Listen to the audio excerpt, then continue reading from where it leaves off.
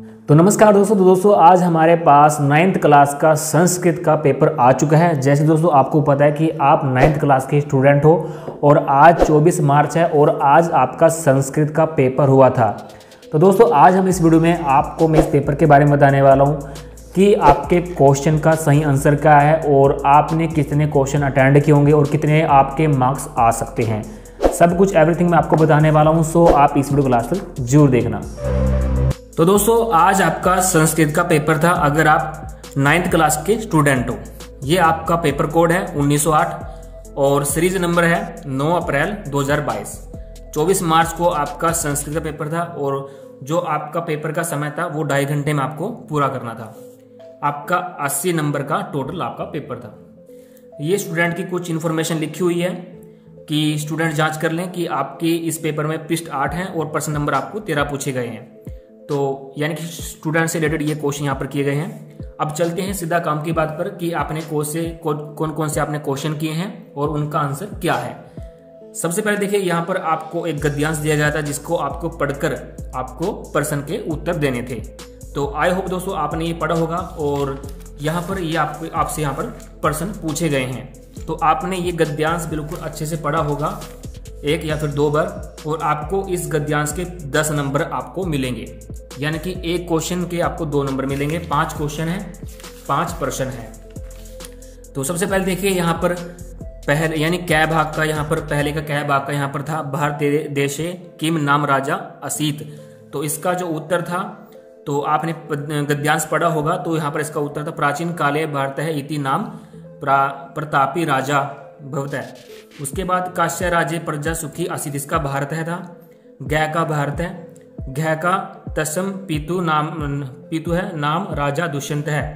उसके बाद डै का जो उत्तर था वो था बालक भरत, ये उसका उत्तर था जैसे आप इस वीडियो में देख रहे हैं। अब चलते हैं खंड कै पर। यहाँ पर सबसे पहले देखिए आपको 5 नंबर की आपको एप्लीकेशन दी गई है, यानी कि 5 नंबर का आपको अवकाशी पत्र आपको लिखना है। कुछ लाइनें बोर्ड पे लिखी हुई है यहाँ पर क्वेश्चन पेपर में बोर्ड वालों ने, और यहाँ पर आपको ऑप्शन टाइप ये दिए गए हैं नीचे। तो ये आपको इस खालिस्तान में भरने हैं।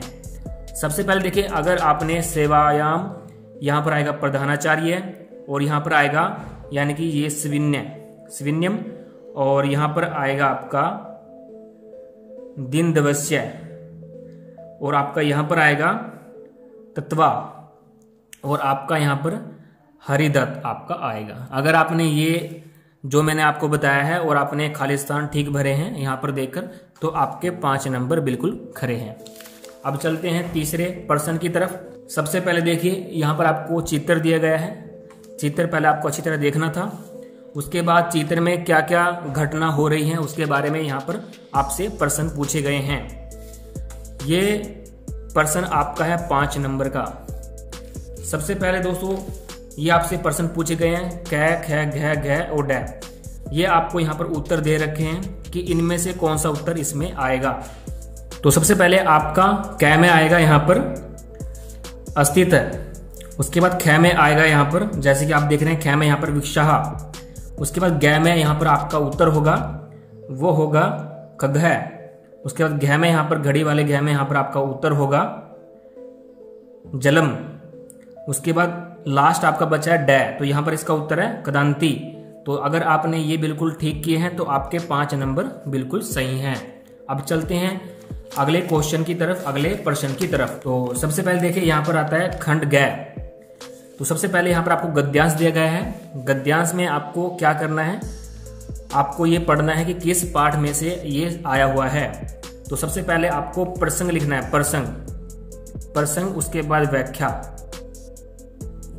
ये आपको लिखने हैं। तो आपको टोटल 5 नंबर मिल जाएंगे। आपको इसमें 2 पूछे गए हैं कै और ख। तो अगर आपको इसमें कै आता है तो आप ये कीजिए, या फिर आपको ख आता है तो आप ये कीजिए। दोनों में से आपको एक करना है, यानी कि आपको दोनों नहीं करने हैं।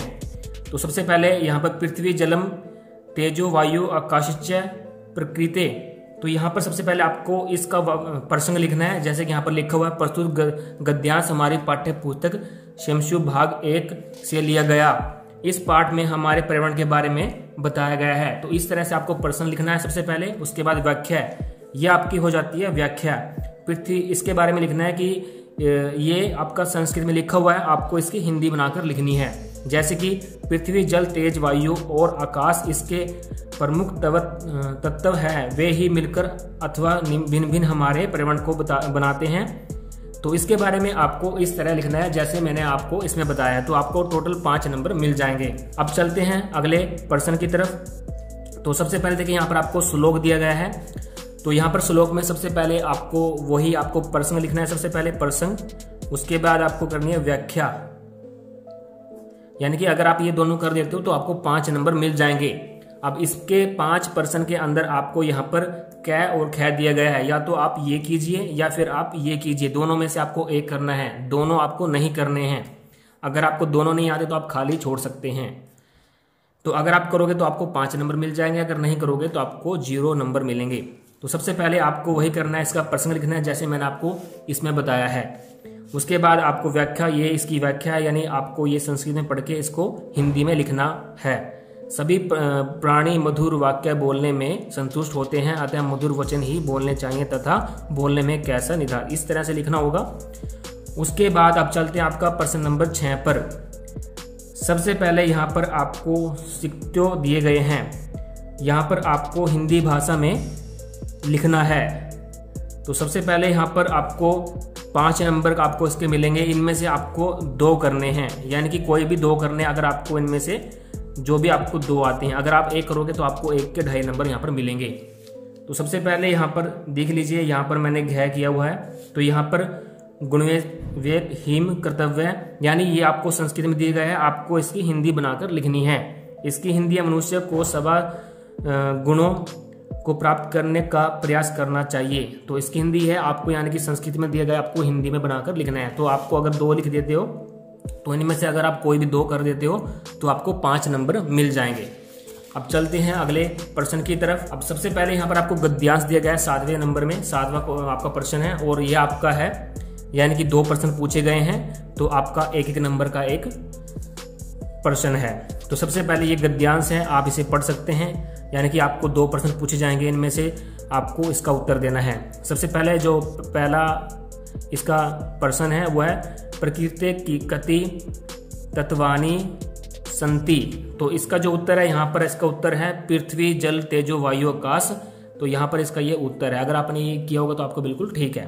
उसके बाद केसा संरक्षणा प्रकृति यत्ते, तो इसका उत्तर यहाँ पर आपका ये मिल गया। तो प्रकृति समेशाम प्राणिनाम, तो इसका उत्तर ये है। अब चलते हैं 8वें प्रश्न की तरफ। तो यहाँ पर देखिए आपको श्लोक दिया गया है, आपको ये संस्कृत में पढ़ना है और ये आपसे प्रश्न पूछे गए हैं। एक प्रश्न 1 नंबर का है, दूसरा प्रश्न 1 नंबर, टोटल आपके 2 नंबर के हैं। तो आपको ये पढ़कर आपको यहाँ से, जैसे मैंने आपको 7वें में बताया था, 7वें प्रश्न में, ऐसे ही आपको इस प्रश्न का उत्तर आपको इसमें से देना है। तो आई होप आपने दोस्तों किया होगा, तो आपके 2 नंबर आ जाएंगे। अब चलते हैं 9वें प्रश्न की तरफ। इसका ये आपके प्रश्न दिए गए हैं, ये भी आपका 1 नंबर का है, ये भी आपका 1 नंबर का है, ये भी आपके 1 नंबर का है, तीनों आपके ये 3 नंबर के हैं। तो इसमें आपको प्रश्न पूछे गए हैं, तो आपका इनका उत्तर आपको देना है। जैसे बालिका निर्धन मतु दुहिता आसीत, तो इसका उत्तर है कश्य, ख का उत्तर है किम और इसका ग का उत्तर है का। तो आपके 3 नंबर आ जाएंगे अगर आपने ये उत्तर लिखा है। तो अब चलते हैं खंड घ की तरफ। आपका 10वां प्रश्न है। 10वें प्रश्न में आपको यानी कि उपसर्ग अव्यय परिभाषा हिंदी में लिखनी है। इनमें से जो भी आप करोगे तो ये आपका होगा 2 नंबर का, ये भी आपका 2 नंबर का। यानी कि अगर आपको उपसर्ग के बारे में पता है कि उपसर्ग की परिभाषा दीजिए, या फिर आप अव्यय यस्य की परिभाषा दीजिए। इसके बाद आपका आता है ख, अव्ययभावस्य अथवा द्विगु समासस्य परिभाषा हिंदी भाषा लिखिए। तो आपको इनमें से या तो आपको अभिभावस्य या अथवा द्विगु समास लिखिए। अब चलते हैं दूसरे प्रश्न की तरफ। अब यहाँ पर ज्ञ में आपसे पूछा गया है कि आप कर्म कर्क्ष्य अथवा कर्ता करस्य परिभाषा सोदाहरण उदाहरण सहित लिखिए। तो यानी कि अगर आपको कर्म कस्य का परिभाषा आती है या फिर आपको कर्ता कस्य की परिभाषा आती है, तो दोनों में से आपको एक करना है। अब चलते हैं घ की तरफ। अब ये आपसे बोल रहा है कि आप सवर संधि अथवा विसर्ग संधि परिभाषा सुधारण सहित लिखिए, यानी आपको हिंदी में लिखना है। या तो आप स्वसंदेह या फिर विसर्ग संदेह की परिभाषा आपको लिखनी है, दोनों में से जो भी आता है आपको लिखनी है। पर ये आपके 3-3 नंबर के हैं, वे आपके 2-2 नंबर के थे, ये आपके 3-3 नंबर के। उसके बाद देखिए 11वां प्रश्न आपका यहाँ पर आ जाता है। यहाँ पर लिखा है कि आपको श्लोक लिखने हैं। श्लोक जो भी आपको याद होंगे, जो भी आपको पढ़ाया होगा, आपको 5 नंबर मिलेंगे। यहाँ पर जो भी आपको श्लोक आते हैं वो आप लिख सकते हैं। उसके बाद आपने अगर लिखा होगा जो आपको बुझवानी याद है तो आपको 5 नंबर मिल जाएंगे। अब आ जाते हैं आपके प्रश्न। आपको शुद्ध रूप आपको लिखने हैं, यानी कि क्या, यानी कि आपका ये 1 नंबर का है, ये भी आपका 1 नंबर है, ये भी आपका 1 नंबर का, तीनों आपके 3 नंबर के हैं।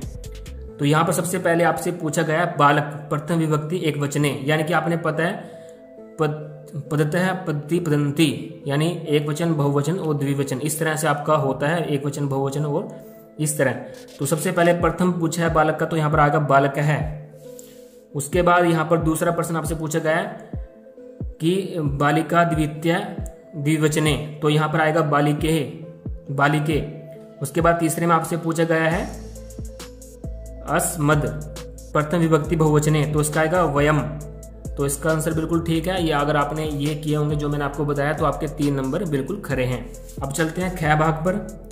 ये भी आपका 1 नंबर का है, ये भी आपका 1 नंबर का है, ये भी आपका 1 नंबर का है। तो टोटल आपके 3 नंबर आ जाएंगे अगर आपने सही किया होगा।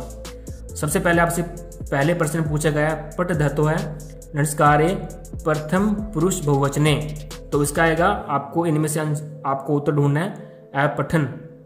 दूसरे का उत्तर जो है ग्रीश गमीश यथ है, और तीसरे का उत्तर है पिबामी। अब चलते हैं अगले प्रश्न की तरफ।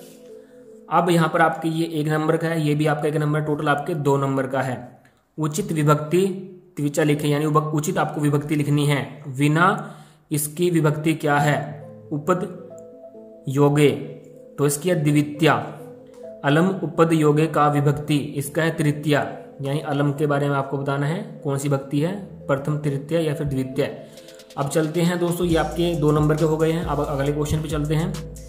अव्यय पदेन, यानी कि आपको हिस्सा भरने हैं कि इनमें से कौन सा आएगा। इस पहले का आएगा सदा, दूसरे का आएगा पूरा।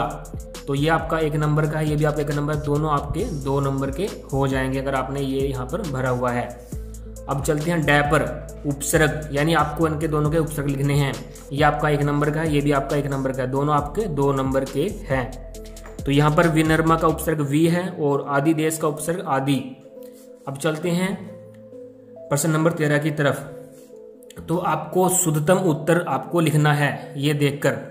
अब यहाँ पर आपको छंदी, यानी कि आपको छंदी विच्छेद करना है। ये मान लीजिए न्याय वसत का छंदी विच्छेद क्या होगा? नी प्लस नी जमा अवसत अवसत। तो ये यहाँ पर इसका छंदी विच्छेद है, ये आपका बिल्कुल ठीक है।